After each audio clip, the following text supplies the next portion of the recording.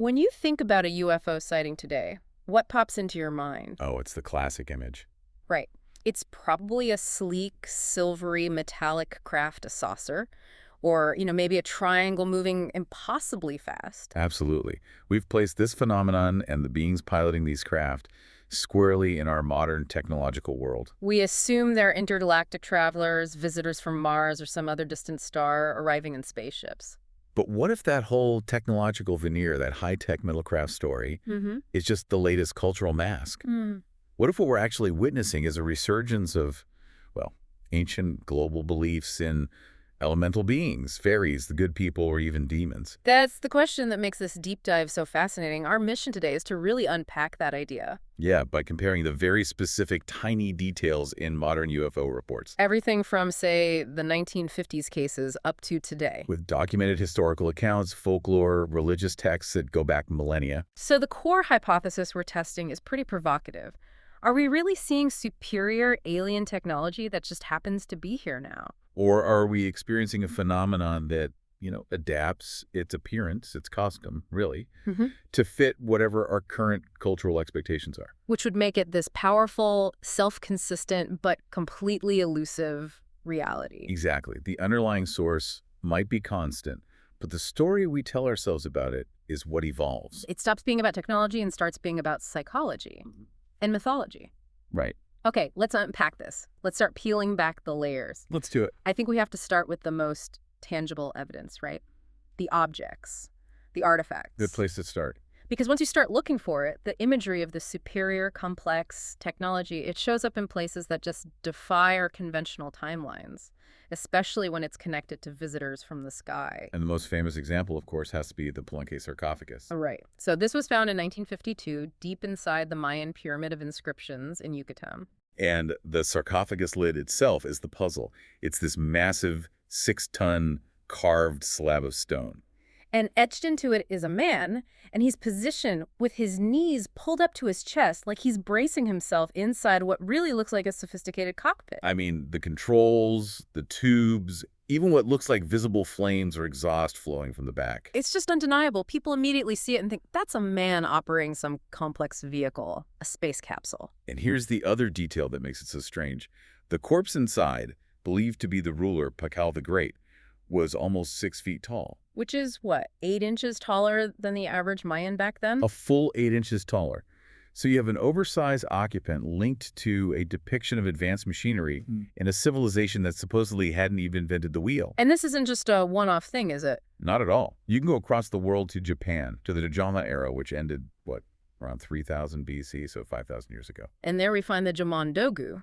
These little earthen statues, they have these short, bulky bodies, huge chests, and this is the critical part, large heads covered with what look like complete pressurized helmets. And those helmets are the connection. They have designs that look like sunglasses, those insect-like horizontal slits. Right. And researchers have repeatedly pointed out how similar they looked to modern pressure suits, for deep-sea divers or astronauts. So the key idea here is that the design elements of superior technology, a helmet, a capsule, were being made by artists long before we had the words to even describe them. The visual framework for visitors from the sky was already in place, but it goes deeper than just artifacts. It's in our foundational texts. Absolutely. The Bible, other fundamental religious writings. You find all these mentions of visitors coming from a far country from the end of heaven, right? Yeah. And they're flying in these luminous craft, sometimes called celestial chariots. This theme of powerful entities arriving from the sky is a global constant. Which brings us to the concept that really names this whole hypothesis, Magonia. Okay, so this takes us back to 9th century Europe. Magonia was this supposed realm up in the clouds where aerial ships would sail. And they were there, supposedly, to steal crops that had been destroyed by hail. And this wasn't just some vague myth. We have a documented account from Leons. An incredible account about 3 men and a woman who allegedly fell from one of these aerial ships. And the people on the ground, they were terrified. They thought these were sorcerers who controlled the weather, and they almost stoned them to death. And this is where the cultural mask theory really starts to gain traction. A bishop, Bishop Agobard, he intervenes and saves them. But he officially dismisses the whole thing, saying what the people claimed to see was false. But the crucial detail is what they claimed to see. The fear wasn't about demons coming up from the earth. It was about people arriving violently in ships from the clouds. So that establishes this historical precedent for aerial visitors being misinterpreted based on the culture of the time. Exactly. 900 years ago, they were sorcerers and crop thieves. Today, they're aliens and resource scavengers. The label changes, but the core mechanics, visitation from the sky, confusion, fear, they stay the same. Wait, I have to stop you there. If Bishop Agobard dismissed them as false, doesn't that just suggest it was, mass hysteria, just superstition? That's a brilliant point, and it's the constant tension here. The Magonia hypothesis would argue that Agobard was just defending church dogma. He couldn't allow for aerial beings outside of God's control. But the witness report itself, before the denial, it clearly described aerial ships, not just magic. So the phenomenon provides the sensory input, and society filters it through its available mythology. The mythology provides the context. That makes perfect sense. So if the ships are just costumes, let's talk about the actors, the occupants. Right. If the phenomenon is constant, then the physical types of the occupants should also line up with ancient archetypes, even if their clothes are, updated for the times. And we can basically split them into two main types from folklore, right? Broadly, yes.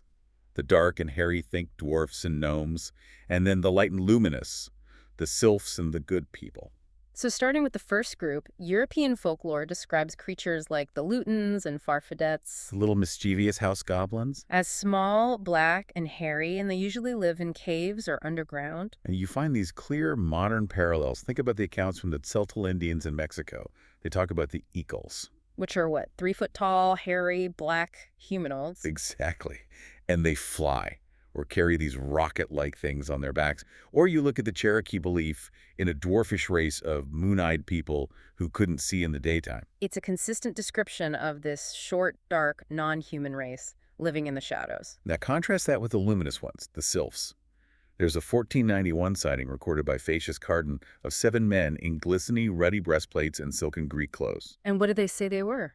They claimed they were men composed, as it were, of air, and that they lived for centuries. Wow. That resonates so strongly with modern reports. I'm thinking of the beings in the Barney and Betty Hill case. The archetypal abduction event. The entities wore these glowing suits. They had those famous oversized pupilless eyes.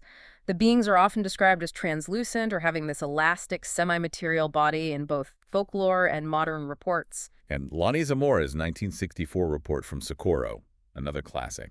He saw 2 small beings dressed in white next to a shiny egg-shaped object. So the clothes and their story change, but the physical light, the height, that unsettling appearance, that's fixed. Right. And if their appearance is consistent, their actions should follow a fixed set of rules too. Okay, so let's get into the most bizarre rules they seem to follow, starting with food. And here's where it gets really interesting. The interaction often involves these very specific, highly ritualistic exchanges. The Joe Simonton case. 1961, Eagle River, Wisconsin. This is the gold standard for this. It really is. Simonton, a 60-year-old farmer, has a saucer land, and an occupant asks him for water. So he exchanges a jug of his pure well water for 3 bizarre pancakes. And he said they tasted like cardboard. And the specifics are just astounding. The Air Force actually analyzed those pancakes. And they found no salt. No salt. Now, connect that back to the Irish fairy faith. The ironclad rule was that a mortal must never taste food in the fairy's palace. Or you'd be trapped there forever, right? You become one of them. Exactly. And crucially, the gentry were believed to never consume anything with salt. They only took fresh meat and pure water. So Simonton offers pure, unsalted water. And gets unsalted, ceremonial food in return. It's an exact, specific, and otherwise totally inexplicable parallel to the rituals from medieval folklore. That detail about the salt it's just impossible to dismiss as a coincidence. The phenomenon, whatever it is observing the same bizarre etiquette rules. Okay, beyond the food ritual, there's the core theme of abduction and temporal distortion. This is another hallmark of both UFOs and fairyland myths. The connection between fairies stealing people, especially pregnant women and children, and modern abductions is, well, it's direct. But the time-lapse element is maybe even more compelling. It's like a traveler paradox, but centuries before Einstein. Take Private First Class Jerry Irwin in 1959. He encounters a glowing object he's later found unconscious, total memory loss. And when he finally wakes up, he keeps asking, were there any survivors? Right, and then he just disappears, Yes. listed as a deserter. He has all the hallmarks of that deep disorientation and memory gaps of abduction trauma. And now compare that to the folklore. There's the story of the woman who returned to Wales thinking she was gone for 10 days. But it had been 10 years. Or the boy, Bach, who thought he spent one day in the land of the gentry. And he comes back to find 2 years had passed for his family. These detailed accounts of time shifts, where a day equals a year, they are baked into our ancient mythology. It really just emphasizes that the mechanism of the encounter, the confusion, the memory loss, the time dilation has been constant for centuries. Doesn't matter if you call it fairyland or an alien craft. Exactly. So the occupants and their behaviors are terrifyingly consistent. What about the physical evidence they leave behind? Let's move from personal trauma to the marks left on the ground. Modern landing traces versus ancient fairy rings. I mean, the overlap is almost clinical. Take the Tully nests in Australia in 1966. A man named George Pedley sees a machine rise out of a swamp. And it leaves behind these nests, circular clearings of flattened reeds, some clockwise, some counterclockwise, with roots just violently torn from the mud. Then you have the Charlton crater in the UK, 1963. Investigators find this 8-foot saucer-shaped depression. It's got a deep hole in the middle, 4 radiating slot marks. And the crucial part, common ironstone found nearby showed intense magnetic activity. So if you put those features together, the swirled vegetation, the roots torn out suggesting a strong vertical force, the central hole, you have precisely the characteristics of the fairy rings from European folklore. And those rings were always viewed with suspicion, places where the good people had danced or landed. The physical signatures are identical.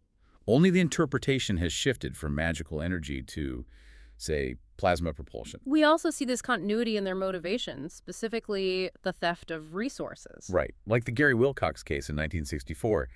Beings who claimed they were from Mars showed this almost childish lack of knowledge about agriculture. But they specifically asked for a bag of fertilizer. Which connects directly to those older airship mysteries from the late 1800s.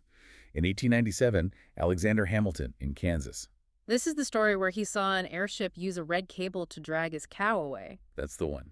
And they found the butchered hide later. And then you have the Snippy the horse case in 1967, found with his head and vital organs surgically removed, associated with circular exhaust marks and high Geiger counter readings. So the stable feature is this specialized, almost ritualistic theft of biological and agricultural resources. And finally, there's the weaponry they use. Mysterious gases, paralysis, and psychological shock. Going back to 1837 London, the spring-heeled Jack phenomenon. This creature stunned its victims with either fiery gas or a blue flame.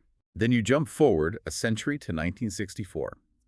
A hunter in Cisco Grove gets hit by a puff of smoke from a robot-like entity. He immediately loses consciousness, feels like he can't breathe. And the ancient parallel. The widespread belief that if a mortal gets too close to the elves, their very breath is poisonous and can kill or paralyze you. So whether it's the blue fire of Spring Heel Jack, the paralyzing smoke from a 1960s robot, or the poison's breath of an elf. The effect is consistent across time. Temporary incapacitation from an airborne, non-lethal weapon designed to create distance and fear. So after all this, what does it all mean? We've looked at the artifacts, the rituals, the physical types, the traces on the ground. And the core mechanisms, the fear, the confusion, the abduction, the strange rules of exchange, they are stable. They are invariant across centuries. What changes are only the secondary attributes. The shape of the craft goes from celestial chariot to a metallic saucer. The clothes of the occupants, their stated origin, shifts from Magonia to Mars. So this analysis suggests the phenomenon is an active agency. You call it a functioning lie. That's the term, yeah. It's a powerful one. To clarify, a functioning lie suggests that the phenomenon is consciously adapting its appearance, its story.